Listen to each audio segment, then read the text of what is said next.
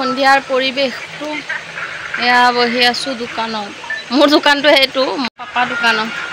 ভণ্টিহঁত তেজপুৰলৈ গৈছে, কি কাৰণে গৈছে একো হোৱাই নাই, আহি লওক তাৰপিছতে ক'ম বুলি। ছোৱালীয়ে মোবাইল চাই আছে ন, মোৰ আৱাজটো ভইচ অভাৰটো মানে বেলেগকৈ দিব লাগিব। এয়া লাল ঝণ্ডি হৈছে। তাই এটা চৰিত্ৰ কি বেয়া হৈছে জানেনে?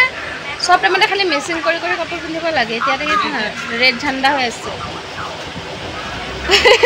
পুৰা ৰেড ঝাণ্ডা হৈ আছে একদম, মানে ৰঙা ৰঙা হ'লে পিন্ধিব, পিংক পিংক হ'ব লাগিব, যিমান বুজালেও নুবুজে, মাথা গৰম জনে।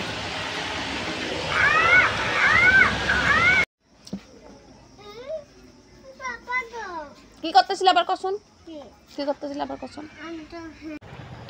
এইফালে ঘৰলৈও আহিলোঁ, আহি পাই ভাত পানী খাই বৈ এতিয়া শুবলৈ হৈছে আমাৰ। আৰু আমাৰ ৰুমৰ ফেনৰ ভল্টেজটো ইমানেই কম, ইমান গৰম উঠিছে, তো আঁঠুৱাটো তৰা নাই।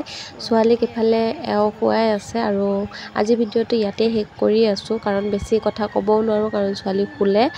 অকণমান হুলস্থুল হ'লে তাই উঠি যায়, হুলস্থুল মানে অকণমান কথা শুনিলে উঠি যায়গৈ। তো আজি ভিডিঅ'টো এনেকৈ শেষ কৰিছোঁ, দেখা হ'ব নেক্সট এটা ভিডিঅ'ত। তেতিয়ালৈকে ভাল থাকক, সুস্থ থাকক, বাই বাই।